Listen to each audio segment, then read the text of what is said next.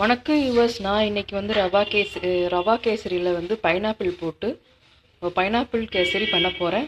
So வாங்க, அதுக்கு தேவையான பொருள் என்னன்னு பார்க்கலாம்.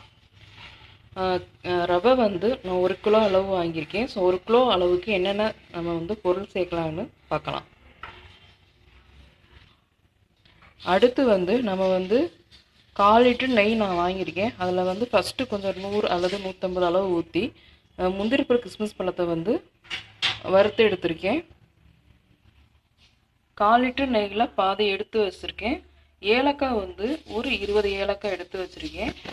அடுத்து வந்து பைனாப்பிள் இந்த மாதிரி மிக்சியில் அடித்து வச்சுருக்கேன். ஸோ கொஞ்சம் 1-2 அடித்தாலும் பரவாயில்ல, நம்ம வந்து வேகிறப்ப நம்மளுக்கு நல்லா ஜூஸி ஆயிரும். ஸோ இவ்வளோதான் இதுக்கு தேவையான பொருள். வாங்க இப்போ எப்படி செய்யலான்னு பார்க்கலாம்.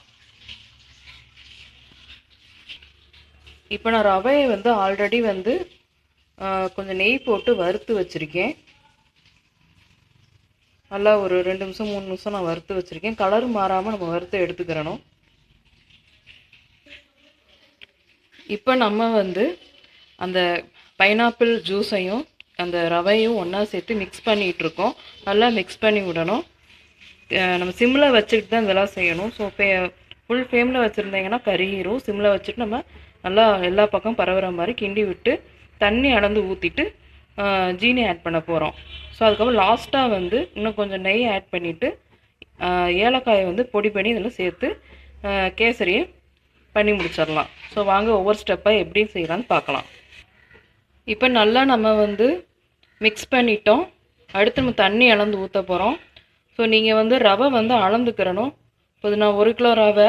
ஸோ நீங்கள் எதில் அளக்குறீங்களோ அதில் வந்து 2 பங்கு தண்ணி நம்ம ஆட் பண்ணிக்கிறணும்.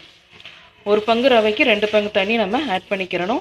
சுகரும் அதே மாதிரி சரிசமமாக போட்டுக்கிறணும். இப்போ எதில் நீங்கள் எடுக்கிறீங்களோ அதே அளவில் சுகர் எடுத்துக்கோங்க. சுகர் கொஞ்சம் வேணால் கம்மியாக எடுத்துக்கலாம். நம்ம பைனாப்பிள் சேர்த்துருக்க வேணாம். ஸோ ஒரு 2 இன்ச் 3 இன்ச் அதில் கம்மியாக பண்ணி நம்மளுடைய கேசரி பைனாப்பிள் கேசரி ரெடியாகிடுச்சு. ஸோ செம்மையாக சூப்பராக ரெடியாக இருக்குது. ஸோ நீங்களும் இதே மாதிரி செஞ்சு பாருங்கள். நான் ஆல்ரெடி சொன்ன மாதிரி ஜீனி போடுறத எடுத்தேன். ஸோ சரியாக ரெக்கார்ட் ஆகலை. ஸோ அதனால் ஜீனி போடாமல் டக்குன்னு வந்துட்டாங்கன்னு நினைக்க வேணாம். ஜீனி அதே சொன்ன அளவு தான்.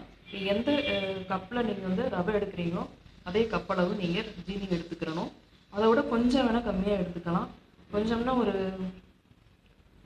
2 இன்ச் 3 இன்ச் வேணால் கம்மியாக எடுத்துக்கலாம். அந்த மாதிரி கம்மியாக நீங்கள் எடுத்துக்கலாம். ஸோ அதே அளவு நீங்கள் எடுத்துக்கிட்டு பண்ணிங்கன்னா கரெக்டாக இருக்கும். தண்ணி வந்து 1 பங்கு ரவை எடுத்தேன், 2 பங்கு தண்ணி ஊற்றா சரியாக இருக்கும். ஸோ நீங்கள் இறக்குறப்ப வந்து கொஞ்சம் குழன்னு இருக்கும்போது இறக்கிடுங்க. ரொம்ப கெட்டியானதும் இறக்குனீங்கன்னா கொஞ்ச நேரம் கழித்து அது வந்து ரொம்ப கெட்டியாயிரும். ஸோ கொஞ்சம் குழன்னு இருக்கிற பக்கத்தில் நீங்கள் எடுத்துட்டிங்கன்னா சரியாக இருக்கும். ஸோ நம்ம கேசரி பாருங்கள்.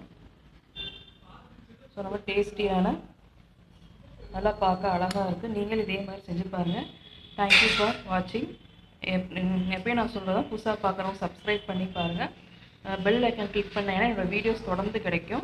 ஸோ பெல் ஐக்கன் கிளிக் பண்ணி என்னோடய வீடியோஸ் பாருங்கள். அடுத்தவங்க ஷேர் பண்ணுங்கள். உங்களோட கமெண்ட் எனக்கு ரொம்ப முக்கியம். ஸோ அடுத்த வீடியோ போடுறதுக்கு எனக்கு அது ரொம்ப யூஸ்ஃபுல்லாக இருக்கும். ஸோ கமெண்ட் கண்டிப்பாக பதிவு பண்ணுங்கள். தேங்க்யூ.